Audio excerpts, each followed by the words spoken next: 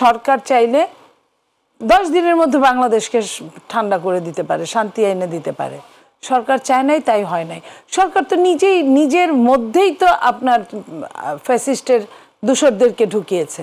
তারা আপনার মনে বলে না যে শস্যের মধ্যে ভূত, সেই ভূত তো আপনার সব কিছু রক্ষণাবেক্ষণ করছে। তারা তো তাদের বিপক্ষে যাচ্ছে না, তো তাদের বিপক্ষে না গেলে তারা বাংলাদেশের বিপক্ষে। তো এই জায়গা থেকে আমরাও বলেছি, তাও কোনো কাজে দেয় নাই। ছাত্ররাও কিন্তু বলেছে কারো কারো নাম ধরে যে এদেরকে পদত্যাগ করতে হবে, কিন্তু তারাও কিন্তু ফেল করেছে।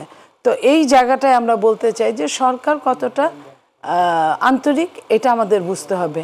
এবং অপারেশন ক্লিন হার্ট ছিল, নিশ্চয়ই আপনি জানেন, 1/11 সময় অপারেশন ক্লিন হার্ট ক্লিন করতে গিয়ে কিন্তু আমাদের নিজের দলের লোকদেরকে ক্লিন করে ফেলেছিল। কারণ তার আগে আওয়ামী লীগ সরকার ছিল এবং সারা বাংলাদেশে আমাদের ছেলেদের নামে মামলা ছিল। মামলা ধরে ধরে কিল করেছে, যাতে যে দল ক্ষমতায় তার লোকগুলা মারা গেলে সেই দলের হাত পা বেঁধে রাখা গেল। হয়েছেও অনেকটা তাই। এতগুলো আসন পাওয়ার পরও যখন 1/11 হয়েছে আমাদের আর কিছু করার ছিল না, কারণ আমাদের যারা ডেডিকেটেড কর্মীদের তাদেরকে অনেককেই মেরে ফেলা হয়েছিল। তো ওই দোহাই দিয়ে তো এরকম আমরা চাই না যে আবার এই ধরনের কোনো যে ভুলভাল জায়গায় হোক। আমরা চাই সত্যিকার অর্থে যদি এই যে আপনার কি ডেভিল হান্ট যদি করাই হয়, সেটা যেন সত্যিকার অর্থে যে অপরাধী সে যেই হোক না কেন, যে অপরাধী তাকেই যেন শুধু অ্যারেস্ট করেই ক্ষান্ত না, তার যেন শাস্তি হয়।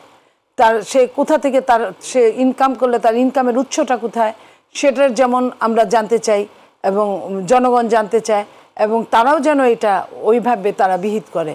বিহিত করা মানে এই না যে আইন নিজের হাতে তুলে নেওয়া, আইনে প্রকৃত শাস্তিটাই আমরা দাবি করছি তাদের, এটাই যেন হয়।